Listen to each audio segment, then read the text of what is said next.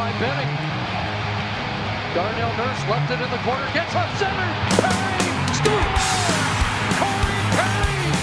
Lilia able to shake away from Solani. It's given away to Solani. Around in front. Score! Teemu Solani with the steal. And the fans want one. Score! On the floor! On the board! Paul Kariya!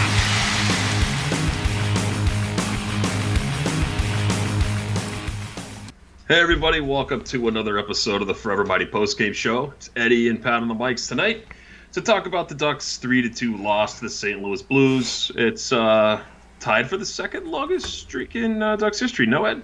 Something like that? Quietly, they kind of go about putting together the second worst losing streak in franchise history. Ties two other times that they did that. And for anybody wondering, the longest losing streak in franchise history is 12 games. I think that was 2018. I'm pretty sure that we covered that, right? In the first inaugural season of this podcast. Of course we did, yeah. What a year to start. What a year to start a post-game show podcast, a 12-game losing streak. We're probably the curse. I think we started the podcast at that time. And then the Ducks decided to have that epic, horrible season. And then have continued to have their slide. So I think we should take the hit for that. We'll be the ones to say we're the reason why. I think I'm good with that one. I don't know if I'm good with that one. I don't want that on me. I don't want it on my conscience to feel like. We'll blame Jason then. We'll just say Jason is. Oh, we'll do what we always do. We'll blame Steven. Steven, yeah. But we knew Steven was coming just subconsciously. And so the Ducks just decided to not play well. But, dude, tonight, Zegras with his first point as a Duck. And, wasn't the prettiest. Raquel gets on the board. He's got some points.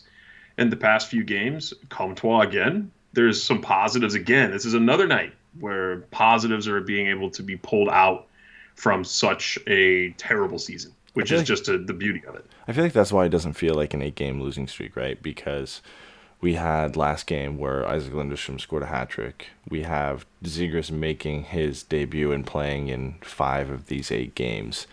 You have Maxime Comtois leading the Ducks in goal scoring. You have Max Jones scoring back-to-back power play goals in 2 separate games, right? Like, you've got the kid stepping up. Josh Mahura comes into the lineup, right? Like, whereas previous losing streaks, you don't really have any positives to draw on. Really isn't anything going on. And it still feels like an 8-game losing streak, as Daniel puts in the chat. But there are at least some little things we can point to. Like you said, Trevor Zegras' first NHL point comes in like the final seconds of this game and means absolutely nothing. But it's a feel-good moment. Oh, yeah, man. I mean, you want to finally get that past, right? I mean, he nearly scored a goal earlier in the game, but was just at the side of the net. And I got a comment on the chat. Everyone's talking about your lavish new place you're in. I can't tell if you're at a strip club or if you got something like some UFO stuff going on, but it's very nice. Gotta go with the purple lighting, man. It's on theme. Everyone's talking about Eddy's not in a cave. Where's Eddy? Eddy's somewhere nice. This is permanent now too, so it's not like I'm gonna be in a cave next time. So we have finally upgraded out of the cave after 3 years of doing this podcast. Someone in chat said I look like Goro. I don't know what's Goro. Is that from Mortal Kombat? Is it that guy, the guy with the 4 arms, whatever his name is? I think so. Is that who it is? That's how I just ran like, wait, is that what I mean? I had to take the comment in the chat on that. That's funny. But yeah, man, I would have to say we got to talk about the lineup first.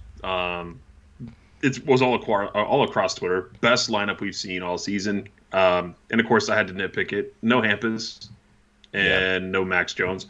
And someone on Twitter mentioned that it was not Max Jones in the lineup, possibly because of him taking that stick in the face. Even though he came back in that game. But if that's the reason, he must have some serious dental work that had to be done. Maybe he wasn't feeling up to the task. But other than that, man, this is a really nice lineup, and they didn't play that at all.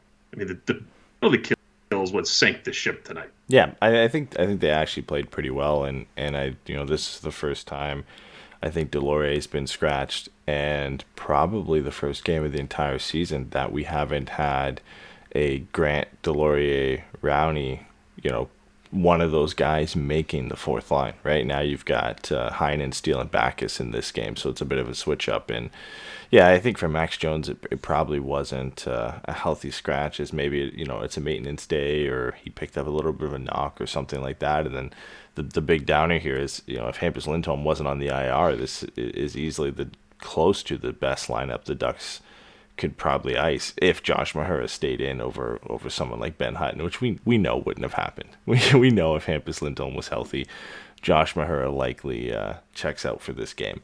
But, we've been asking for a lineup like this for a while, for them to kind of ice the best players you have. Don't scratch a guy like Danton Heinen when he's actually producing. Don't, scratch the kids, play them. And we got a kind of a little bit of a taste of that finally. Well, yeah, and can we talk about that for a minute, about Hampus coming back and Mahura being the guy to take out of the lineup? What is it with the NHL? I mean, because I'm assuming that we're in this, tiny little small club city that we think we're the only ones that have these problems, but this is probably rampant across the NHL. You put in a young kid, looks good when he comes into the league. He's a defenseman. Your main defender's out, so he gets ice time. And then when your main defender comes back, you take the kid out, not the boat anchor. I don't understand the mentality behind what goes on with management, especially with our team. Because, like I said, we're in this tiny, small city, small team club. So we pay attention to every little thing that goes on. I just don't get it. It has to be something that is more common on more teams. Obviously, we're a bit more in tune to kind of the Ducks problems and the Ducks roster issues. But for Josh Mahura, it's been 3 seasons now where he's played a handful of games, and usually due to injury or due to a trade or for some reason to kind of squeeze his way into the lineup. And then once everybody's back to being healthy 100% and the Ducks can ice their regular guys, he's back down to San Diego. I don't know if that's going to be the case for him this year, but you kind of feel like if Hampus Lindholm played right now, that whether it's Dallas Eakins or Bob Murray or whoever thinks that Ben Hutton and Jakob Larsson can do a better job than Josh Mahura, which I think it's evident they can't. Josh Mahura has produced every time he's come into the lineup, and he's been probably a better NHL defenseman every time than Ben Hutton and Jakob Larsson. And I get he has a favorable contract in the sense he's waiver exempt and he's easy to kind of send down to San Diego. And if you were to do that with Hutton or Larsson, they have to go through waivers and you potentially lose those guys for nothing. So I get the paper transaction side of it, but at some point, if you're bringing along young players and you want them to do well and you want to reward them for playing well, Josh Mahura has to nail down a roster spot, because I don't think he's necessarily done anything wrong. He definitely hasn't done anything to warrant him being taken out of the lineup, but you just feel like it's inevitable once Hampus Lindholm comes back if everybody else is healthy. When did Hutton become a Duck? Do you remember? I think it was 5. Was it during camp or after camp? I'm trying to remember exactly. I think the news came out just before the season started that he was joining the Ducks on a PTO, and then it took him a few games for that to kind of be signed, and then for him to go through quarantine and train with the team and officially play. But it was, I think, just a few days out from the start of the season. I mean, because like you said, he's been in this franchise for seasons now, not like his first season. This is not Mahura's first camp. It's amazing to me they felt the need to go out and get Hutton to slot in front of a kid like Mahura. Like that, those kinds of decisions will just always baffle me. That's kind of where I was going with this. And you look at the kids that have played tonight. I mean, I've been dogging on Terry a lot, and it's fun. But also, I would love to see that kid break out. I'd love to see him break out and have a Maxime Comtois season, right? Or even half of that. Just start scoring now and again. Again, tonight he looked dangerous, but you saw him scratched off and on. Now, I know maybe a guy that's producing and then falls off, you bench and be like, come on, what's going on? Or something like that. I don't understand the roster mentality, I guess you could say. Do you think we're going to see the same roster on Friday against Colorado? Because I just have the suspicion we're not going to. Yeah, probably not. I'm surprised they went with the smaller, speedier lineup against a team like St. Louis, right? St. Louis is a big, heavy team. taking out Grant and Delorier seems to be, I don't think it's a bad decision. I just think it goes against the grain of what the Ducks usually do, right? And wow, holy shit, Eddie, we played better against them. When you put more skilled guys out there, you tend to play better. And I would think that if playing against a team like Colorado, it would serve better having guys like Heinen and Steele in the lineup over Grant or Delorier. But we've seen Dallas Eakins time and time again prefer to play those guys in big games. So I would imagine one, if not both of those guys are back in. David Backes likely comes out for that game, and we'll see somebody scratch. Oh, for who? For Derek Grant? I mean, we're going to get to this later on too, but that article by Eric Stevens where it talks about playing the kids, like at this point you're bringing out, a Steele, a Terry, a Heinen, essentially, because he's still pretty young, or whoever, Sonny Milano, to play Derek Grant or to play Nick Delorier, or even though I like what David Backes has done, to play David Backes, right? Like, it goes against what you should be doing right now. And one guy we don't even talk about because he's been injured all year, but Brendan Gooley is still a part of this team, and a guy that eventually is going to have to work his way back into the lineup. We're talking about Josh Mahura losing his spot to Hutton or Larson. When Brendan Gooley comes back, where does he slot in? And where, do Hutton and Larson take his spot too? And they probably do, just because, again, of the contract situation and the fact that the Ducks seem to be set on playing those guys in that position. No, it's true. So I want to get to a broader question when we talk about the Stevens article here in a little bit. But just speaking of the defense, because we're on that topic of conversation now, what is your ideal defensive lineup?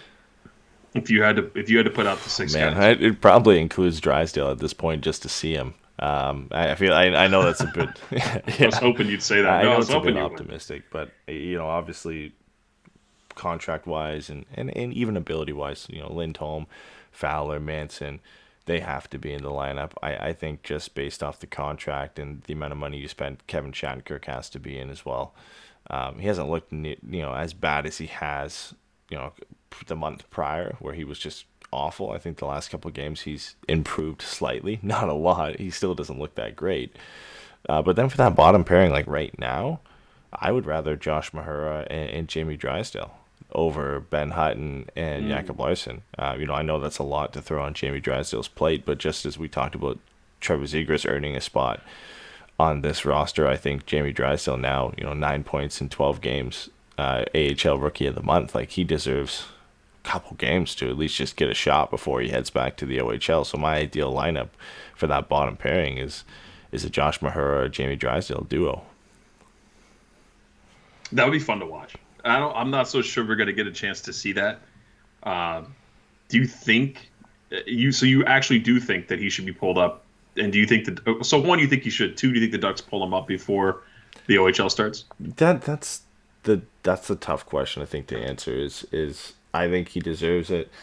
I think the Ducks would love to give him a shot, but I think there's so many guys fighting for that position. If Lindholm comes back and he's healthy, you've got Josh Mahura, who, just based on experience and play, is a guy who deserves to be in the lineup over Jamie Drysdale. That's not a slight against Drysdale. It's just the point they're at in their careers at this point. And I think Josh Mahura deserves to be in over Jamie Drysdale. And they're not going to kind of move Hutton or Larson out of the lineup. So you've got like 7 or 8 guys in front of you if you're Drysdale. So at the most, it's, hey, we're going to give you one game. Not as a courtesy, but we're going to give you one game. Get your NHL debut, head back to Erie, dominate, come back next year, and fight for a roster spot. That's the only way I see him get in. Not as a, hey, if you play well, you're gonna stick around here for the rest of the year. Just a, we're gonna hand you your NHL debut before you head back type thing. Yeah, it would be interesting if they did that, but it's just not like this franchise to do something like that, right? It would be fun, but I don't see it happening. We got to talk about the Getzlaf play, because even his brother liked it. You posted the GIF, and Chris Getzlaf decided to like your tweet because Getzy all of a sudden looked, I don't know, vintage Getzlaf, like he was the same guy from 2016. Yeah, dude. Little spin off the boards, makes that nice feed across to Terry, who whiffs. Thank God. Maxime Comtois decided to stop celebrating and go and shove the puck in the net off a Blues defender because he had his hands up. He thought Terry scored. I thought Terry scored. And I was like, oh, I got to go on the show and like totally eat crow on this. But no, that's not what happened. But what a play by Getz, man. It was beautiful. So the point of Getzlaf's career where he's at right now is, this is a every now and then type thing from him where he'll pull this move out of his kind of playbook that, is probably 5 or 10 years old at this point that you're not really used to seeing from him every now and then, but he's got that ability, right? And this isn't a play where, he needs speed or anything like that. It's just a pure power and skill play. Just drives from behind the net, spins out to the front, and we all know Getzlaf's playmaking ability, and basically lays it on a plate for Troy Terry. All he has to do is tap it into the net, and he shoots it right into Binnington.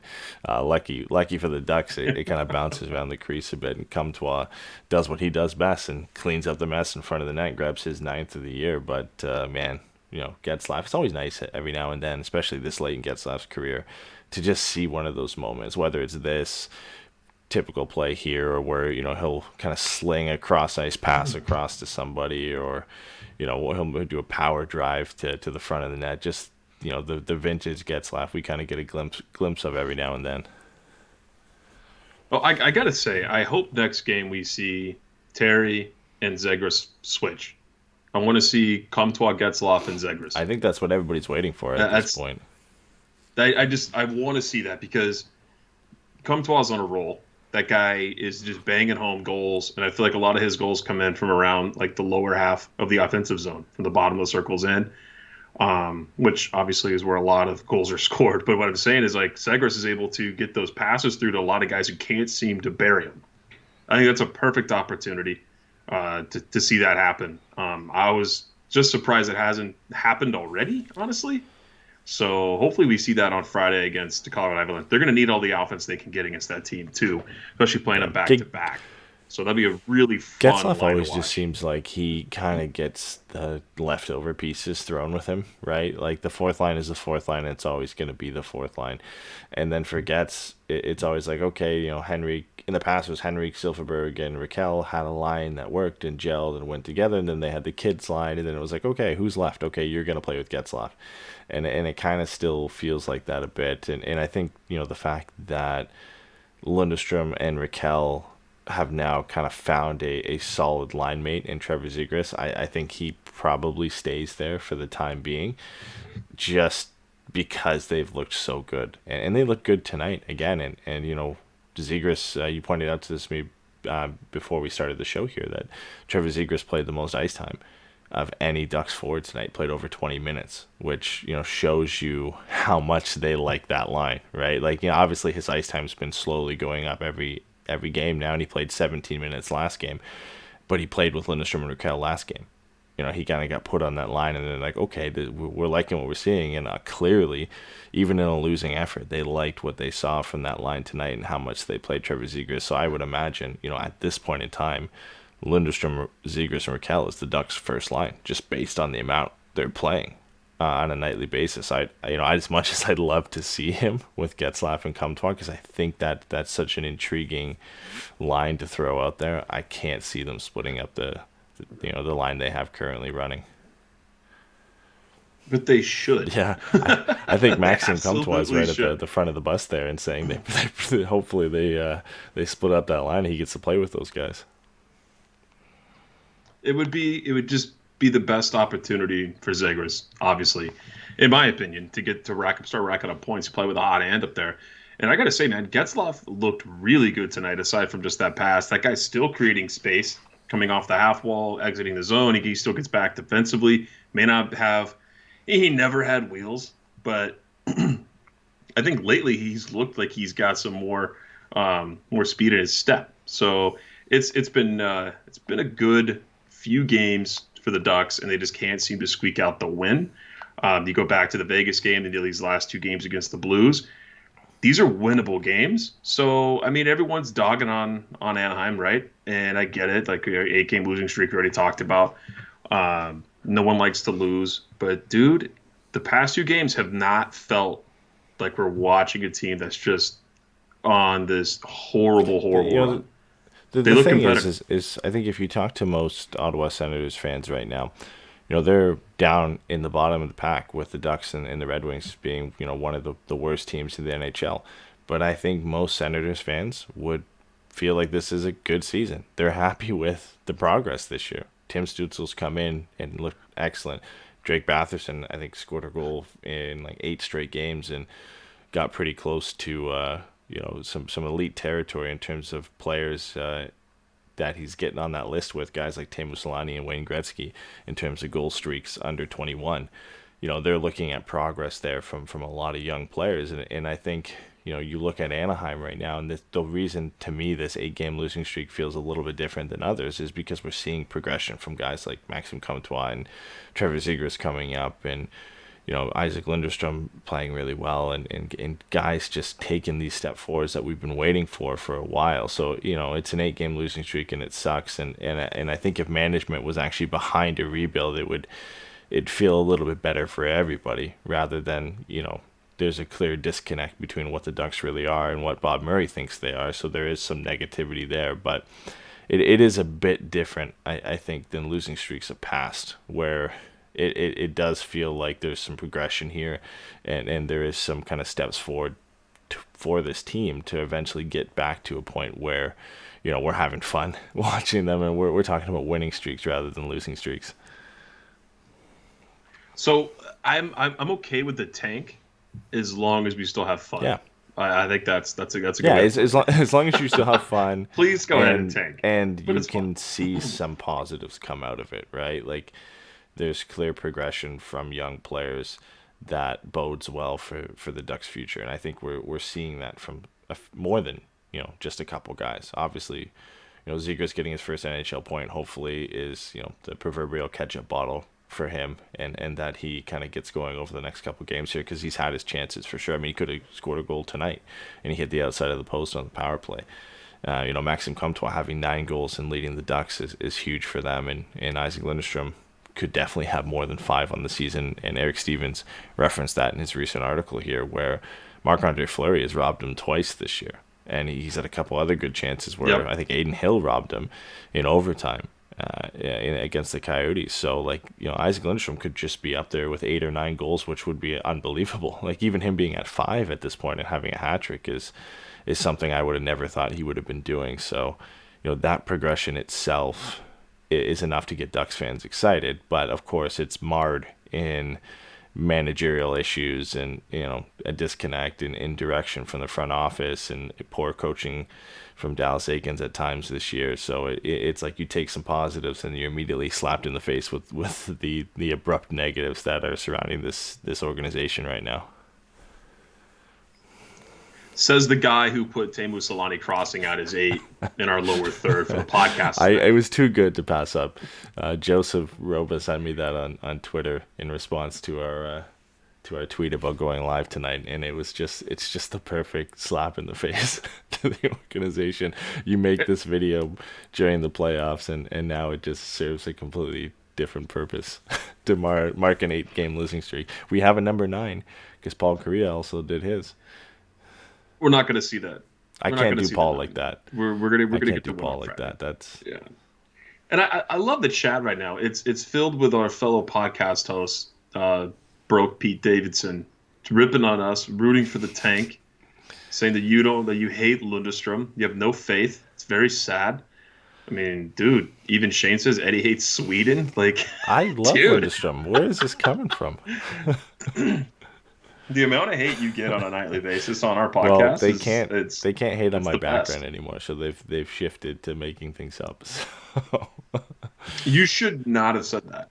Do you realize when you say that they can't do something, now the chat's gonna be like, let's make fun of Eddie's background. It's just gonna be. They'll pick something out. I'll be too close to the camera, or my lighting will be too weird, or something. Well, they already said you're too close to the camera. Even with Steven in here, he's being chirped for his sniffles and his sneezing. He's not even on the show, and he's being chirped in the chat for it. Here, we got to show Steven what you do. See, this is when you want to mute the mic if you have to cough. Oh, you're back. Nothing. Yeah, no one heard me cough. It's amazing. It's wonderful what that button does on the microphone. I don't know how Steven doesn't know how to use it, but we'll see. Maybe he'll learn as the season goes on. We're only halfway through his first season, so maybe he'll pick up on some cues there. Yeah, a little bit. Let's get into the Stevens article. We're about a half hour in. We're going to hit this. Plus, we got to get to your article, Mr. Ryder over here. Talk about your favorite player, Adam Henrique, and how sad you would be if the Ducks ever traded him away.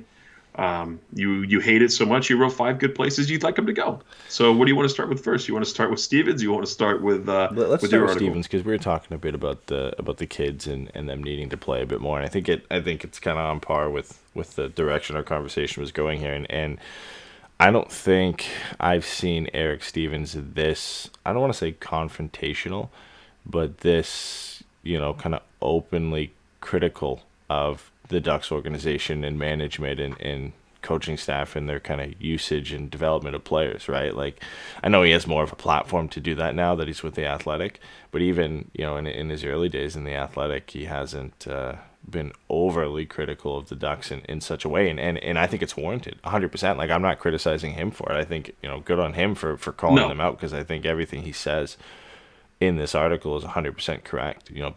Paraphrasing here, but basically saying, like, there's no reason Trevor Zegras shouldn't be playing more minutes. You shouldn't be sheltering him away from key situations in the game. Isaac Lindstrom taking a step forward this year means you should be playing him more. And it's funny, this article comes out a couple days ago, and you look at this game, and obviously the Ducks didn't read this and aren't listening and basing their decisions off this, but it is funny. You look at this and the fact that Zegras played 20 minutes tonight and led all Ducks forwards, and Isaac Lindstrom played around 17, 18 minutes tonight and looked great again, right? So they're playing the kids, but at the same time, Max Jones sat for David Backes, and so you get some good and some bad in that. Well, they said he was in a lot of pain. That's what happened with him. So he was in too much pain to play. What is great about Stevens doing this, though, is he did it, but he still did it nicely, right? Like, he didn't say anything horrible, but I think it's great because the Ducks, I kind of feel like they secretly or quietly read every bit of any sort of interaction about the team, right? But then they don't do anything about it except those weird things we got a couple of years ago for, like, they sent Jason mail on what he should be talking about. They do like so many weird things. They do weird stuff. Earlier like today, that, I think it was their game preview article. They were referencing how Trevor Zegras got put on the taxi squad, and in that article they said, "Oh, he might not play tonight," like, because they're trying to explain away a paper transaction. Just say it's a paper transaction. We all know it's a paper transaction and that he's gonna play tonight. But they're like, "Oh, he might not play." Like, what are you trying to do? Are you trying to make the fan base hate you more by kind of? Do you really think that the fan base, like all of them, because a lot of people don't even know what that is, right? A lot of people don't care. They just want to watch the game. I'm not knocking anybody. But like a paper transaction, like, oh, what is that? Like, why would they have to do that? I get it. But for them to say that, was kind of like, yeah. But why are you hiding away from a paper transaction? Like, it makes it worse when you say, oh, he might not play, when you know he's going to play. Like, people latched onto that and we're like, oh, okay, Trevor Zegras isn't playing. Here we go. It would make it so much easier to be less backlash if you just said, yeah, we put him on the taxi squad, for cap reasons, or as a paper transaction to kind of circumvent cap issues. Why are you hiding and shying away from that? It's not illegal. Yeah, but this is the same club though that announces a signing or a contract like 3 days after it's already known.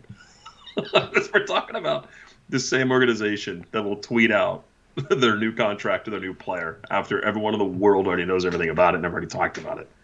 We've already all talked about it, and the Ducks are like, hey, by the way, we gave Adam Henrique a contract. Somebody said in the chat, Michael Walters confirms Murray knows what's said. I would not cite that as a source. I would double check your sources there before we kind of confirm what Murray knows. I'm sure Murray is Eddie. well aware of what is being said. I'm sure he's not checking Twitter and fan blogs every now and then, but you're not in that position if you don't have some self-awareness of kind of what's being said about the team on a kind of high level, right? So I'm sure he's well aware of what the fan base as a whole feels about certain players and about the way things are being managed right now. He knows he's on the hot seat, whether it's with. They clearly listen to our show, and that's why they don't like us, and then they just they don't do what we like. So hence what's happening. We need to test that theory here.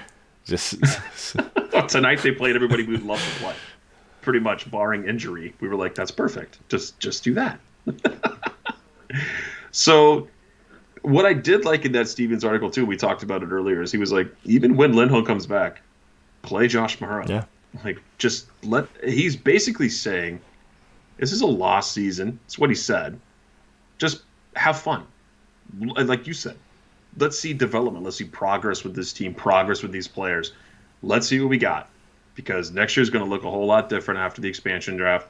And Steven mentioned it in the last show, and he's, for someone who wasn't available for the podcast, my God, that guy's in our chat and like all over us.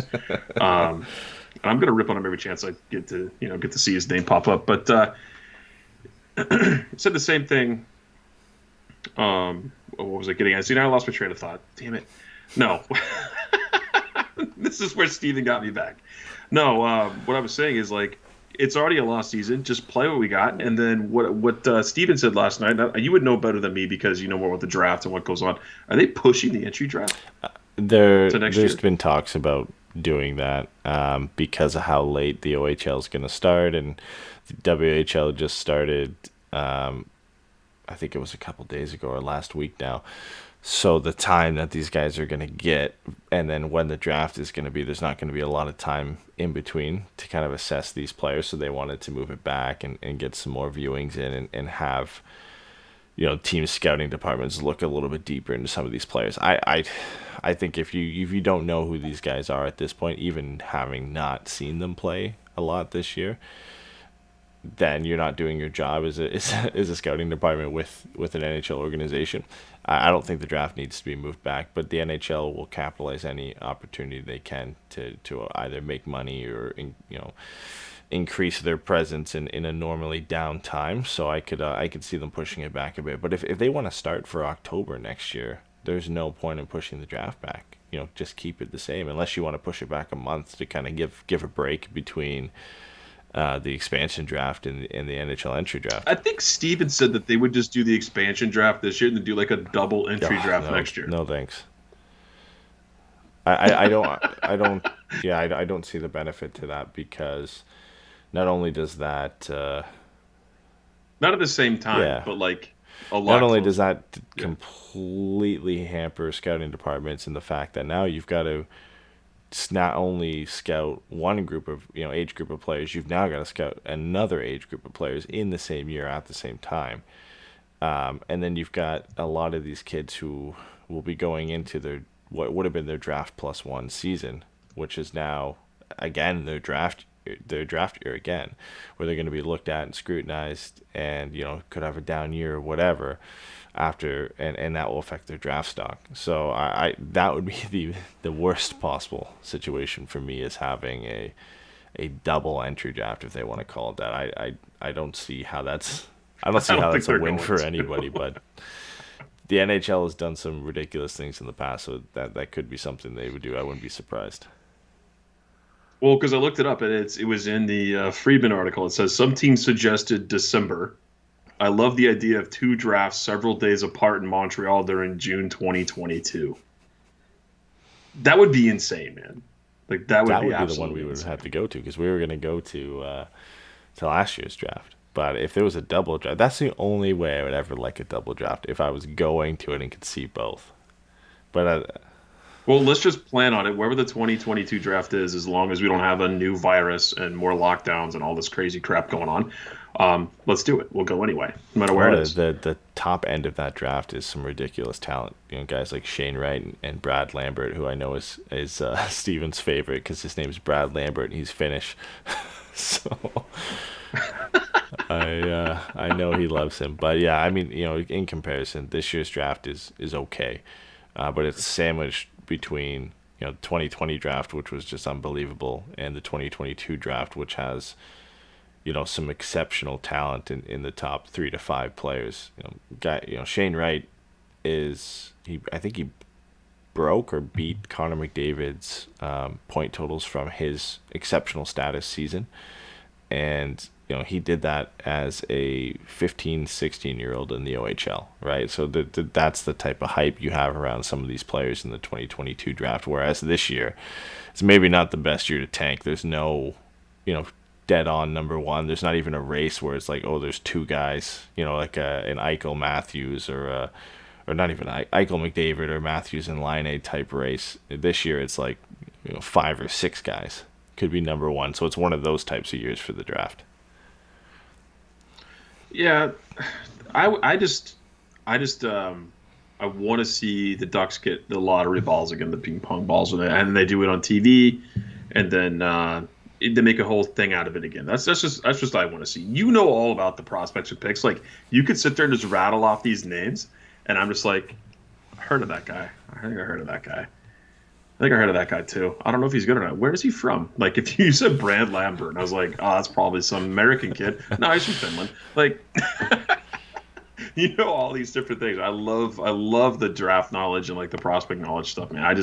I need to find room for that so I can like banter back and forth to you on that, because you could seriously just talk for 20 minutes about the draft, and I'd be like, so who do you think is going to be the top 5 again? What'd you say? There's some names out there this year. It's unreal. Chaz Lucius is an unreal name. I can't believe and next year there's a kid named Rutger McGrody. Oh, I saw that in chat. I was like, is that real? It's like Max Power from they're Simpsons. both Like, American, so I blame you guys for this one. But whatever. Don't be jealous, dude. Imagine a line of Chaz Lucius, Trevor Zegras, and Rutger McGrody. It's just an American trio in Anaheim with the most ridiculous names ever. Would be awesome. Well, before we get to your article, this is like a random NHL thing I saw tonight. I put it in our Twitter chat. It made me laugh pretty hard. Did you end up seeing the clip that I put in there of Draisaitl being questioned in the postgame tonight? It was a dumb question. Oh my god! The media says. So you guys, should I just play the clip on air? Because that's he basically. I don't even want to say it. Just play it because it's. I mean, what answer are you expecting to that type of question? Like, it's one of those questions where, as a player, you just see him, like, his expression, like, why are you asking that? Like, what do you think the answer is going to be? Here it is. I have to play it. It's too funny. Speaking of not good enough, your top players didn't produce much of anything in this series. Does it add to the frustration that you guys really didn't hold up your end of the bargain? No, we love that. We love going without a point in 3 days for sure. It's great. Speaking of not good enough, It's such a dumb question. Like, he's stumbling through that question, like realizing how stupid of a question is. Like, you guys really dropped the ball. Thanks, Toronto media. Like, what do you? What is that guy even there for? Is he there like to just rub salt in the wound for the Oilers players, and he's just getting something out of it? Dude, that's like literally. We used to save clips of this stuff. We got to start doing that. Or anybody in chat or anyone listening, send us funny clips you guys hear from around the league, because we love doing that and playing these things on air, man. Jay and I found so many over the years, but that one, it's like they lost 3 in a row. They were shut out twice in 3 games, and they just lost 6-1. And he's like, "So, are you guys disappointed?" You guys didn't. He even said, like, you guys didn't hold up your end of the bargain. He basically went up there and said, "How do you guys feel about shitting the bed?" Like, Shane's putting in the chat. He basically, like, he said, "Do you guys not like scoring? Did you guys even try? So you sucked. Is that a thing? Is that normal?" Oh, it's so good, man. That was one of my favorite clips I've heard all season. Let's get to your article, though, man. We're 42 minutes into the show. We got the last bit here to take questions and your article. My favorite destination out of all of them that you put in here, though, was obviously the New Jersey Devils, and that's the first one you talk about. I mean, anytime you put together a trade rumor or trade discussion article, it's always going to spark discussion. So I posted this article in the Reddit of every team that I had listed in this article, knowing full well that most of it would get some hate or at least generate some discussion. So I was surprised with how many people in the New Jersey fan base did not want Adam Henrique to come back or didn't feel like there was a need for him. Probably because his contract. Yeah, but I mean, they're a team that next year with the money coming off, they're going to need to hit the cap floor. They're going to be one of those teams that are again right near the bottom in terms of total cap hit. They've got Gusev coming off, Palmieri's coming off, a few other guys. Ryan Murray's coming off the books. So they've got a few deals. I think Zajac's big deal is expiring. Some of these guys will come back, but a lot of them for less than they're currently making. So I just the problem I couldn't see, the problem I could see coming up is the Ducks are just not going to hold on to any money. That's in your proposed deal. Adam Henrique, Ducks retain $2 million. Anaheim receives Mikhail Maltsev plus a 2021 third-round pick, which is Arizona's pick. I just can't see the Ducks are like, hey, we're finally getting money off the books. Let's just pay a guy not to be here again. Other than that, not bad. But I like the story of him going back. Yeah, it just makes sense. Cool. And everyone likes that. It's such a hockey. And he's a familiar face for the organization, not so much the players that are there. Somebody pointed that out to me. Like, the only guys that are still there that he's played with, there's only maybe like 2 or 3 guys from his time when he was with the Devils. But as like a fan base and an organizational player that they remember and you remember fondly, I think Adam Henrique kind of fits there. And the thing for all these trades, they have retained salary because I put this article out right after he cleared waivers, and it kind of became apparent at that point that the only way the Ducks were going to move him is if they retained some money on that contract, because there's he almost makes $6 million, which is unbelievable. And I don't think we give credit enough to just how bad that deal is when you look at it. He scored 26 goals and had 43 points last season. But even at that, is that $6 million worth?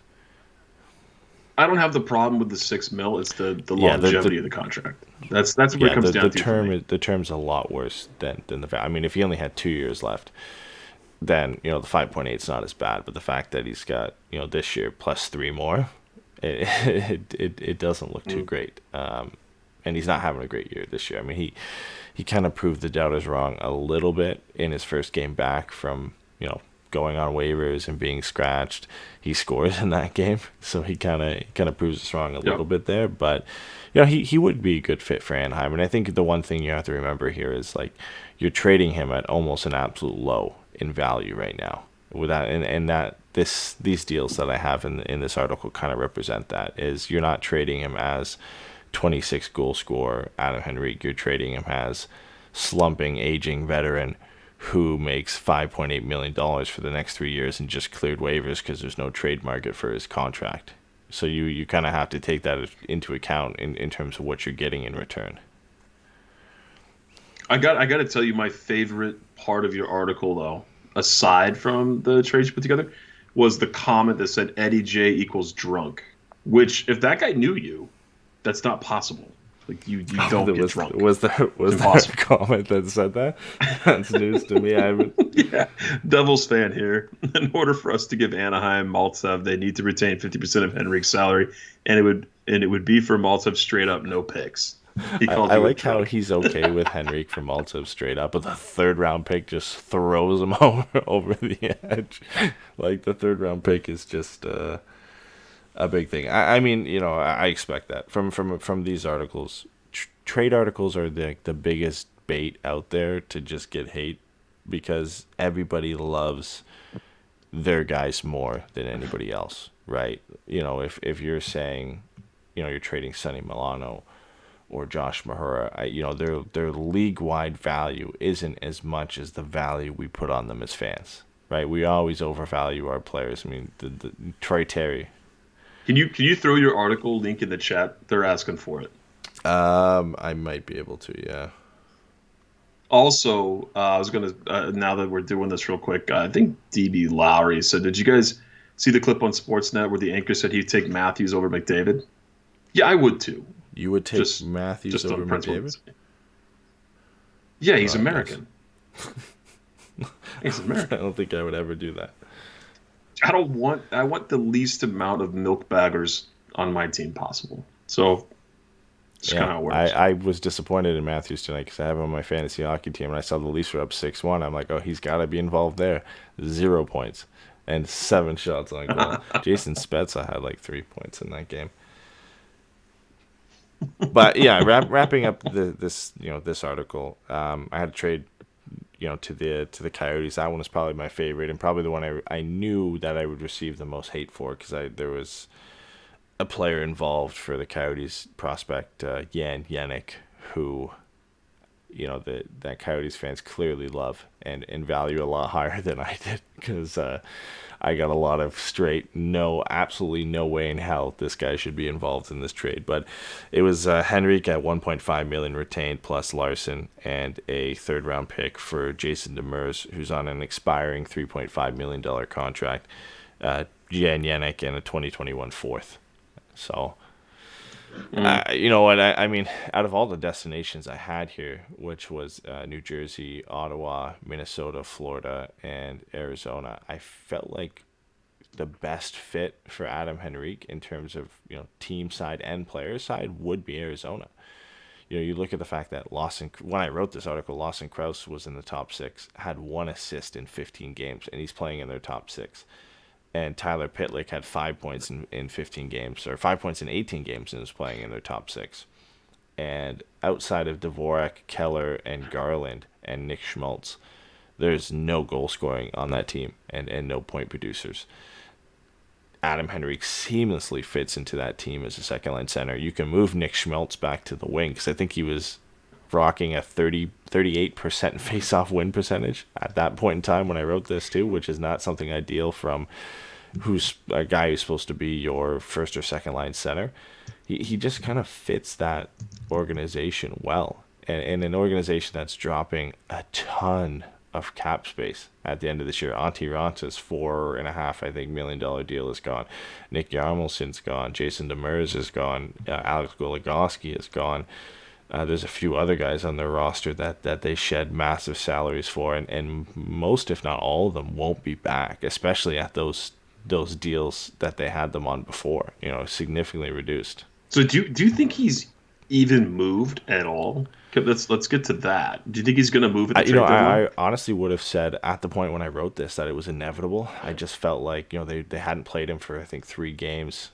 They had clearly tried to trade him. They had put him on waivers to try and get somebody to take him, and you felt like the next step was they're just gonna have to retain salary and trade him. But now he's been in the lineup for the next 2 games, and his name is still kind of been on the list in terms of tradable assets the Ducks have. But that's amongst other names like Heinen and Raquel and others, right? And those are and Sylvie's being brought into that discussion too, and that was one of them that was on the other Stevens article talking about moving the old guys out, moving the vets out. He didn't say old guys, but moving the vets out. That there's talk about those, Silverberg being a guy on that. And some of those are just easier contracts and easier players to move. Like Rickard Raquel is the easiest guy you have to move despite his struggles this year because that deal is just so good, and the previous production is there. Right, and you could just imagine a team like Toronto or a competitive team saying, if we bring this guy into our fold and our offensive system, we're gonna see that player that the Ducks saw when he scored back-to-back 30-goal seasons. Right, like there is so much promise from anybody trying to seek out a trade for Rickard Raquel, which is why I think the most interest of any Ducks player right now is around Rickard Raquel. He just fits so many players so many teams' wish lists at this point in time. And I think Danton Heinen is an easy option because he doesn't make a ton of money and the term isn't long. So I think and he's played well this year, right? And he fits nicely on a when he's been given the opportunity to play. Yeah, that's the thing. The other thing I wanted to ask you about the trade deadline, since we've been on that topic now. Did you have a chance? Have you been on the show to talk about Jake Furtman? I don't think I have.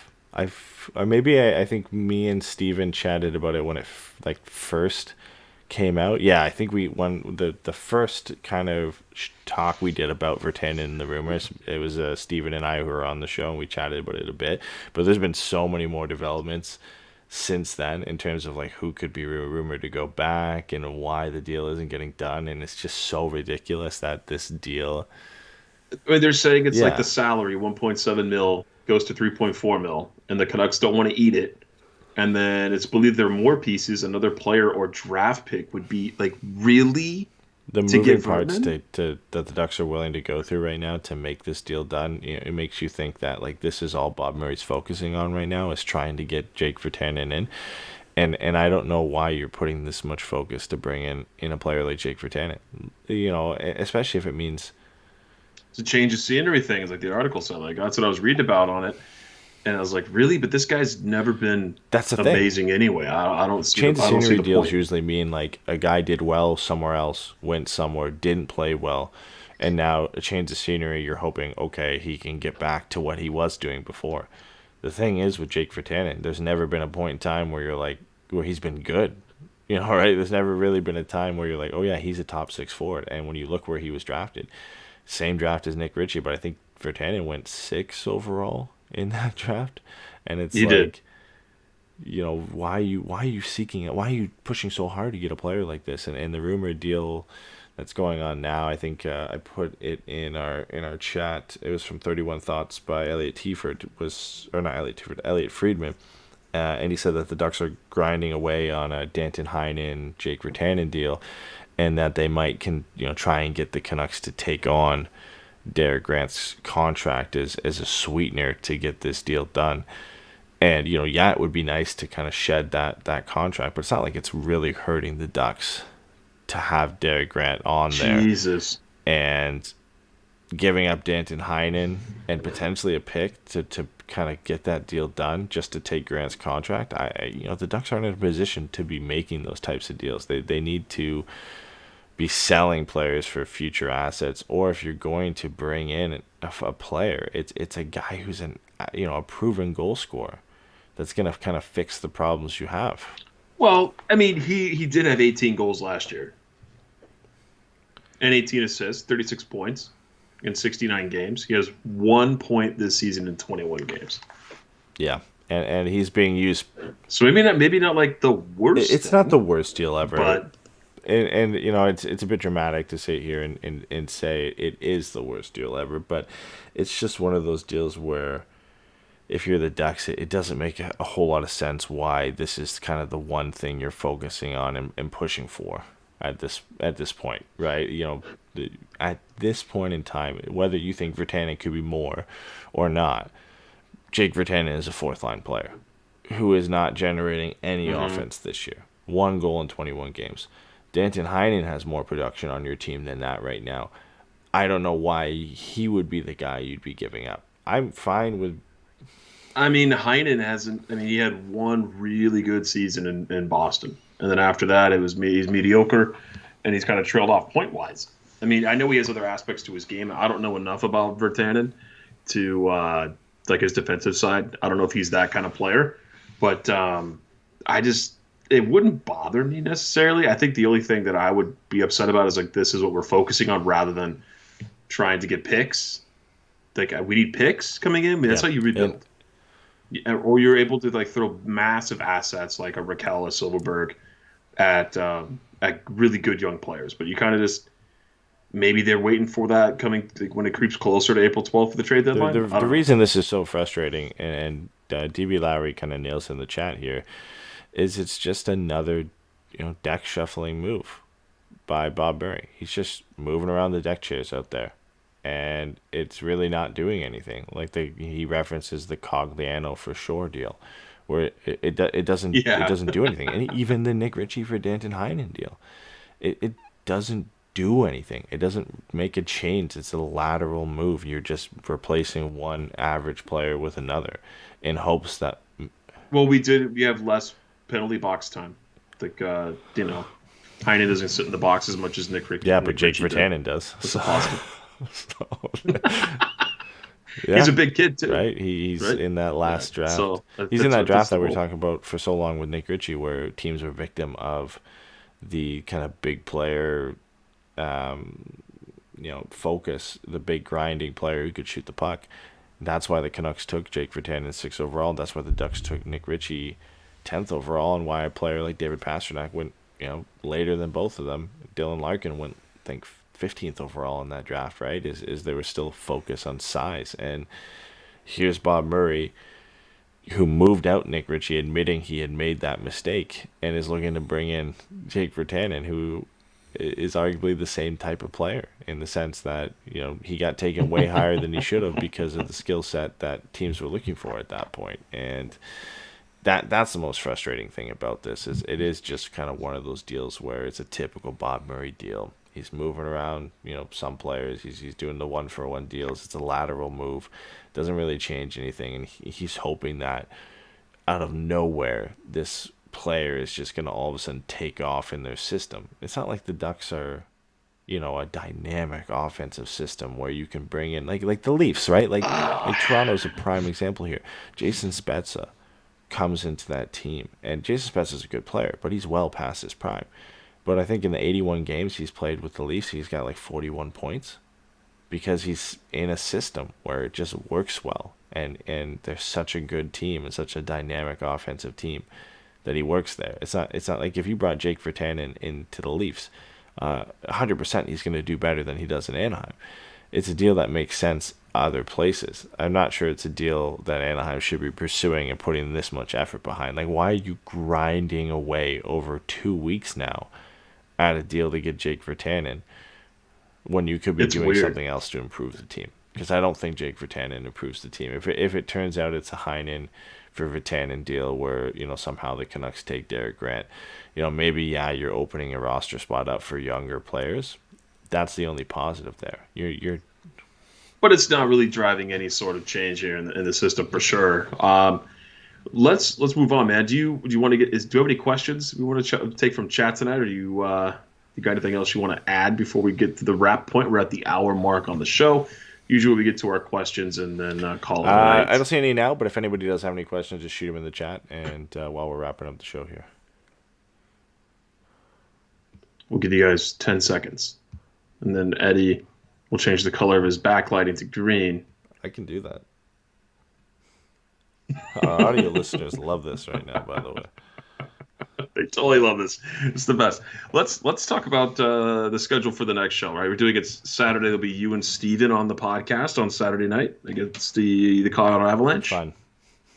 Yeah, it should be. What is that, Friday night? It's both. That's back to so back. Friday, Saturday. So it'll just be Saturday. Yeah, it'll just be a Saturday night. You guys get to cover 2 games. You guys get to cover both Avs games. That's always a prize. 10-game losing streak. Thanks. No, we're not going to see it. They're going to win on Friday against the Colorado Avalanche. The one question that's trickled in this chat is from Shane. He says, "Is there any Gooley news? Do we know what the hell's going on with that kid?" On him, which is slightly concerning. I can't remember the prognosis that he had at the beginning of the year, but I didn't think it was this long. Where we're 2 months into the season now, we haven't seen him. I believe I thought it was a 6 to 8 week time frame. If I remember so, he correctly. just returned. He appeared in 5 games with the San Diego Gulls during his conditioning on loan, but failed to register a point. That's the last news that came around. That was 3 days ago. Oh, so he's played with San Diego? Yeah, he'll need to be removed from the injured reserve before he's eligible to play, but he could return to Anaheim's lineup as soon as Monday against the Blues. But that was 3 days ago. So that was on the 28th. That was on Sunday. I can't believe that I missed that he played the last 5 games with the Gulls. I haven't been watching too many of the Gulls games since Trevor Zegras left, but that is surprising. Well, maybe we'll see him a little bit sooner. It just says he appeared in 5 games with the San Diego Gulls during his conditioning loan, but failed to register points. So let's see when his last game was. That's really interesting. I don't think he played tonight, because I was looking at the lineup earlier today, and I'm pretty sure he didn't play. But for me, it'd be interesting to see kind of where he slots in and where, if the Ducks even bring him up at this point. Like, that's not an impressive 5-game stint, and not to say he should have 5 points in 5 games, but from a couple people in our chat that have been watching the games have said he hasn't looked too great since his kind of conditioning stint down there. And when you look at it, Josh Mahura is struggling to get into the lineup of guys like Ben Hutton and Jacob Larson when Hampus Lindholm's playing and healthy. I don't know how Gouli gets in unless he starts playing The well. AHL doesn't track ice time. No, or I don't the think goals so. or the AHL.com site. He played the 19th, the 20th, the 24th, 26th, and 27th. Those are the only games he's played. And he's even, and he has 3 shots on goal total and 6 penalty minutes. Yeah.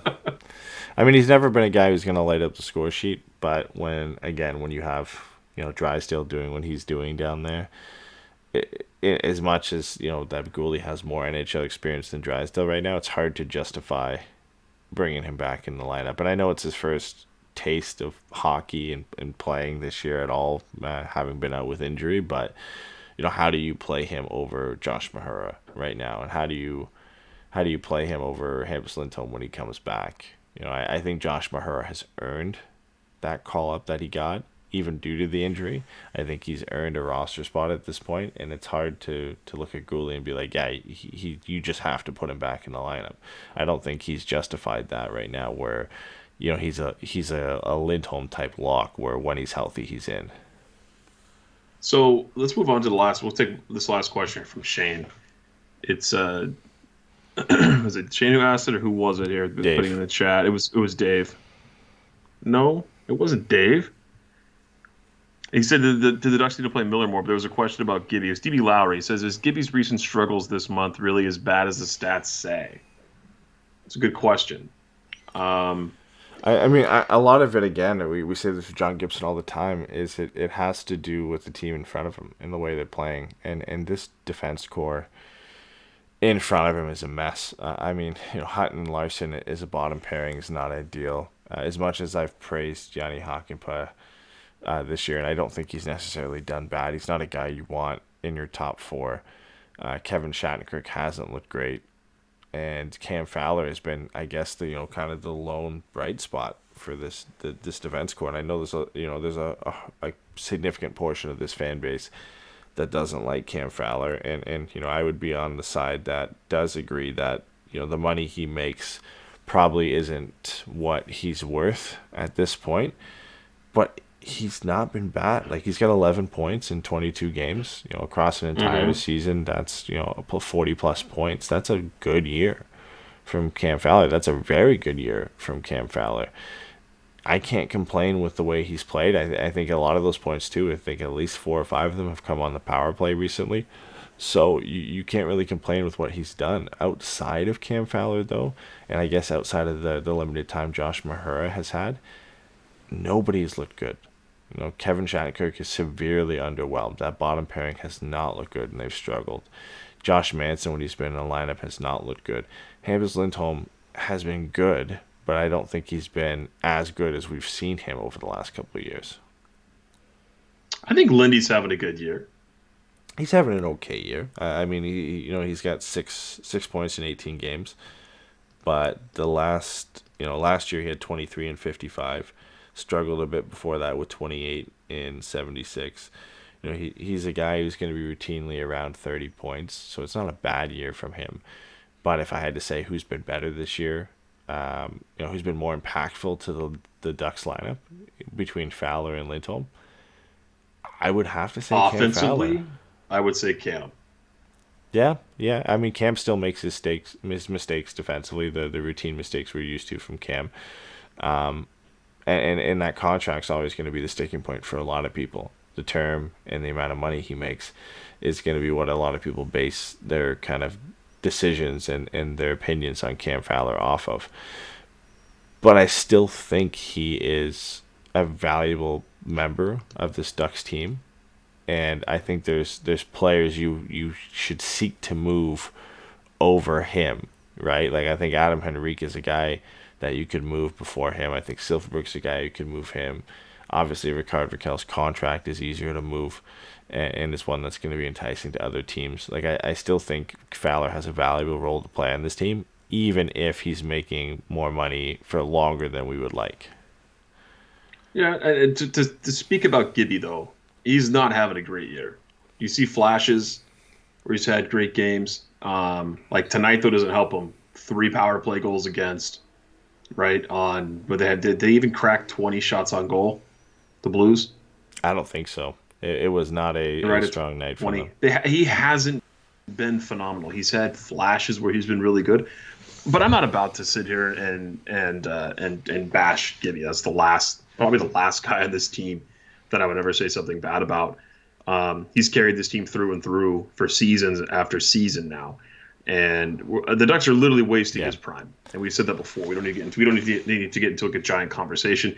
You look at the advanced analytics stats on goaltending. It's not really pretty for Gibby, especially after the start he had. He's sitting at a negative goal saved above average. Save percentage is a little low. I don't know what's going on. Other than the team in front of him is not good. Yeah. So that definitely has contributing factors. And it's a tough time to play. We haven't seen like the game stealing. It's a tough time to play for him, right? Like as much as any other player could check out, it's really tough as a starting goaltender and a guy who's Miller is not going to play too many games. Gibson's going to play almost every game that he can, and the Ducks are going to play him almost every game that he can. And you look at the last 5 starts, 5 goals against, 4 goals against, 3 goals against, 4 goals against, 3 goals against. Every game is below 900 save percentage. Like, it's been a rough last 5 games for John Gibson after an exceptional start to this season where he was really the only good player on the Ducks, and he was keeping them in it this year. Now it's kind of back down to earth, and I wouldn't blame the guy for checking out, to be honest with you, right? Like, let me ask you this last question to wrap the show then, because this is a good one right along this. We'll end the show on this one. Do you think management and the coaching staff have lost the room? Man, I feel like we get this question every year, eh? Dating back to the Randy Carlyle days. Has Randy Carlyle lost the room? I don't know. I don't think so. I think there's a lot of kids in this room, so I think a lot of veterans in this room too that aren't playing while they're getting benched. Yeah, I don't think they've lost the room, but I think the motivation it's not there. I think this team knows what they are. I think the voice coming down from management saying we think you should be better is one that the players look at and say, kind of how?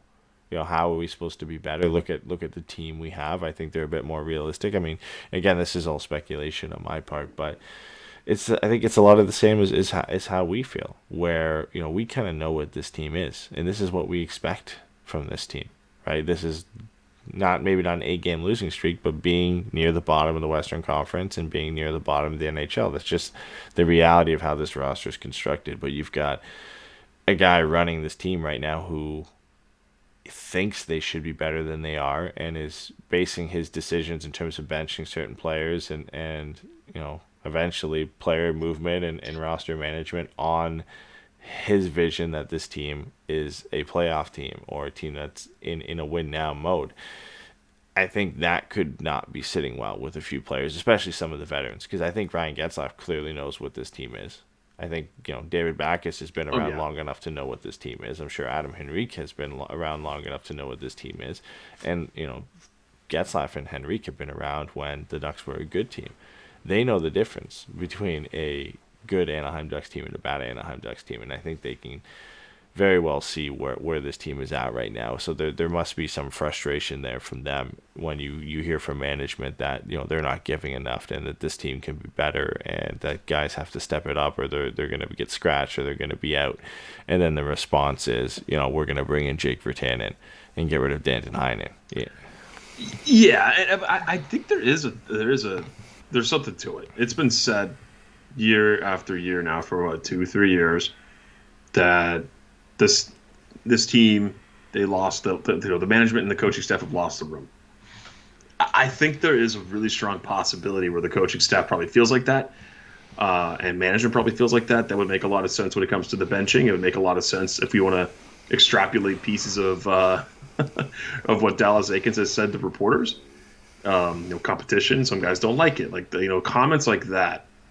And when you see veterans get benched like Henrique, I think it's a strong possibility. And I think the reason why we're going to see a lot of these guys get moved at the deadline are near, I would think it's going to happen. Again, I don't have any inside information like you, but all those names don't just pop up. Anaheim's a pretty low-key, talk about our players. Like Bob Murray got pissed. What was the deal he was doing with Carolina and it fell through? It was for Justin Falk. Yeah, it was Andre Kasher and Justin Falk. And Murray got pissed and the deal fell through because there were people talking about it. Like, this team does not like people talking negative about them whatsoever. And now you have rumors floating around all over the place about different guys. I think that where there's smoke, there's fire for sure. That's cliche as hell to say, but this is not every year we hear about mainstay guys getting moved and getting benched. I think there's a serious issue with this team inside the locker room. And I'm, as much as it hurts these guys, because, that's what they do for a living, you don't want to have to pack up your family and move. I'm excited to see what happens as we inch closer here. So, I mean, I'm going to lean on the side of it, of things being sour. I think clearly the organization is not happy getting this much attention for the wrong reasons, right? Like, when you look at the worst teams in the league right now, like Detroit and Ottawa aren't getting attention for being bad because they knew they were going to be bad. They never said they were going to be good. Everybody knew they were going to be bad. And, like I mentioned earlier on the show, on the Ottawa side of things, even though they're so bad this year, people are looking at it like it's a positive for them. There's progression from their young players. They don't have a good roster, but they're seeing, some young guys take step forward. And Detroit's supposed to be bad. And I think you're getting with the Ducks now is on par with the media attention that the Vancouver Canucks are getting for being bad, and that the Buffalo Sabres are getting for being bad, where it's pure negative press. And it's like your team is bad. You think they're supposed to be good, but they're not. And now, all these guys are available, and it's a dumpster fire. And, the Ducks are clearly sellers. I think if you went around and asked a lot of, whether it be, executives in this league and said, who do you think are going to be the biggest sellers this year? I'd find anybody hard-pressed to say, anybody other than Anaheim right now, in terms of just the sheer amount of players who could be available. Buffalo. Yeah, for Buffalo, I think, the big headline, of course, is going to be Jack Eichel and the fact that he likely could be moved at this point. But when you look at Anaheim, it's like, who isn't available? You're not asking who is available. You're asking who isn't available in Anaheim, because I think that Gibby, Fowler, and Lindholm. That's and Zegras, about it. And that list Zegras, is a lot smaller. Yeah. And the kids. Yeah, I'm not going to count the kids. But you've got a lot of players available there that I think would interest a lot of teams. So all of a sudden, Anaheim's in the press nationally for a negative reason, and I'm sure that doesn't sit well with owners. With the owners, I'm sure that doesn't sit well with Bob Murray. I'm sure that doesn't sit well with the team, and it doesn't make for a fun, atmosphere in the locker room, especially losing 8 games in a row on top of that. No, it doesn't. But we'll see what happens there. We have some more fun coming on Friday and Saturday. We'll have the game. It's like at 5 o'clock, I think, is on Saturday, and a 6 o'clock game on Friday. So early games here coming into the weekend. Eddie and Steven will be on the podcast on Saturday night because it's back-to-back, so no podcast Friday. So go ahead and tune in to Twitch. But you'll be on Twitter, right? We'll be posting stuff on Twitter for Friday night's game, so I'm sure you'll be active. You guys got nothing to do with Canada anyway. It's freezing, it's snowing. Hopefully we get some action too. Some Ducks news coming out, because something's got to change here. So hopefully, I mean, we've been saying that for the last 7 or 8 shows, but you would think that something's coming down the pipeline soon. At least a Zegras goal, at least a win on Friday. Hopefully get a win on Friday. But thanks everyone for tuning in, and we'll talk to you guys on Saturday night. Oh, Eddie said.